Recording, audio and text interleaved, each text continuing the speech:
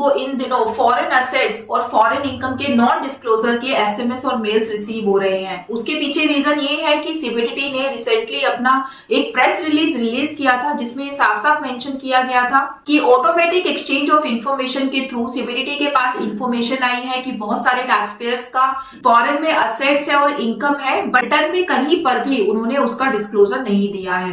तो डिपार्टमेंट ने अपनी प्रेस रिलीज में ऑलरेडी मेंशन कर दिया था कि इन सभी टैक्स पेयर्स को मेल्स और एसएमएस भेजे जाएंगे कि आप अपनी रिटर्न 31 दिसंबर 2025 से पहले रिवाइज कर लीजिए, क्योंकि इसके बाद आप अपनी रिटर्न को रिवाइज नहीं कर पाएंगे। अगर आप ये डिस्क्लोजर नहीं देते हैं तो आप ब्लैक मनी एक्ट और इनकम टैक्स एक्ट दोनों की ही कंप्लायंस आप कंप्लीट नहीं कर पा रहे हैं, जिसके अगेंस्ट आपको पेनल्टी पे करनी पड़ सकती है। और ये पेनल्टी का अमाउंट आपका ब्लैक मनी एक्ट में 10 lakh rupees per year, plus आपको 30% टैक्स देना होगा, प्लस 300% एक्स्ट्रा पेनल्टी आपको पे करनी पड़ेगी इस तरीके के नॉन डिस्क्लोजर्स पे।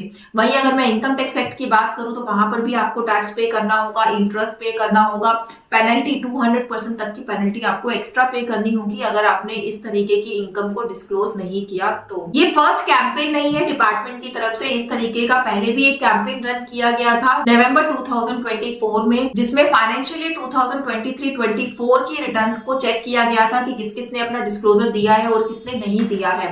जिन्होंने नहीं दिया था उनको फिर से एक मौका दिया गया था रिटर्न को रिवाइज करने का, जिसके बाद लगभग 26,000 रिटर्न रिवाइज की गई थी और 1087 करोड़ रुपीस तक का डिपार्टमेंट को रिवेन्यू भी हुआ था।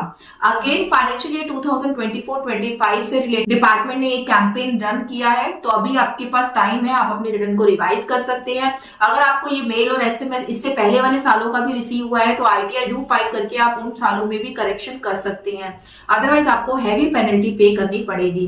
और एक टिप है उन सभी एम्प्लॉयज के लिए जिनको ईसोप एंड आरएसयू रिसीव होते हैं पर्क्स की फॉर्म में, वो एम्प्लॉय अपना जो डिस्क्लोजर है रिटर्न में मेंशन नहीं करवाते हैं। रीजन बीइंग उनको ऐसा लगता है उनके फॉर्म 16 में ये सब चीजें मेंशन है, तो ये इन्फॉर्मेशन वो ऑलरेडी अपनी रिटर्न में फाइल कर चुके हैं।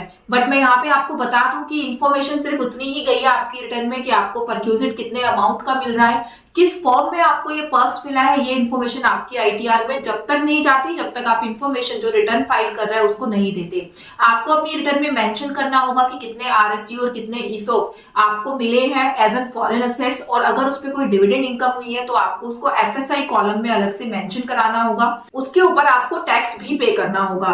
इन केस अगर आपका टैक्स ऑलरेडी पे हो चुका है उस इनकम पर फॉरेन में, तो आप उसका रिबेट क्लेम कर सकते हैं फॉर्म 67 को फाइल करके। इससे रिलेटेड अगर आपको हमारी सर्विसेज अवेल करनी है तो आप गिवन नंबर पे हमसे कनेक्ट कर सकते हैं। Thank you so much.